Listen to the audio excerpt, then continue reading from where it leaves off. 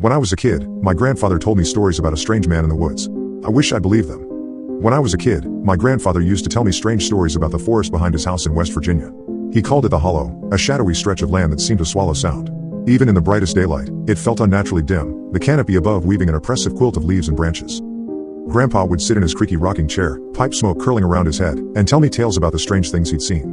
Most of them were harmless, glowing lights flitting between the trees or distant laughter with no source. But there was one story he refused to talk about until he was drunk on moonshine. It was the story of the lantern maker. Back in the early 1900s, there was a man who lived alone deep in the hollow. People rarely saw him, but when they did, he was always carrying an old iron lantern. He'd walk the forest at night, the flickering light barely illuminating his gaunt face and wild eyes. Some said he was a hermit, others whispered he was a sorcerer. But everyone agreed he was dangerous. Local legends claimed he could weave strange things into existence with his lantern. It wasn't just light it cast, it was shadows, thick and alive. People swore they'd seen impossible shapes moving in the forest, things that were too large, too fast, and too quiet to be animals. One night, a group of drunken townsfolk decided to put an end to the lantern maker's witchcraft. They armed themselves with pitchforks, shotguns, and torches and marched into the hollow. Grandpa said they never came back, not as men, anyway. A week later, strange figures started appearing near the edges of the forest. They looked like men, but they weren't. Their limbs were too long, their eyes too wide, and their skin was a sickly, pale gray. The townsfolk called them the lantern maker's creations, twisted things born from shadows and fire. One by one, the town began to empty. People packed up and left, terrified of what might crawl out of the woods next.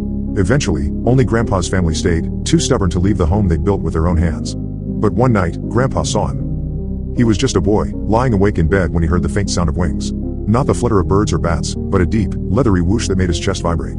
Curious, he crept to the window and peered out. At first, he thought it was a tree, tall and black against the moonlight. But then it moved. It unfurled massive, tattered wings and turned to face the house. Its eyes, red and glowing like embers, locked onto Grandpa. I couldn't move, Grandpa whispered to me, decades later. I wasn't scared. I was just trapped. Those eyes held me, like they were pulling me out of myself. The creature stood there for what felt like hours before it finally lifted off the ground. The sound of its wings was deafening, shaking the entire house as it disappeared into the night. After that, Grandpa refused to go into the hollow. He said the lantern maker had made his greatest creation, a guardian for his woods. Years later, I forgot about Grandpa's stories.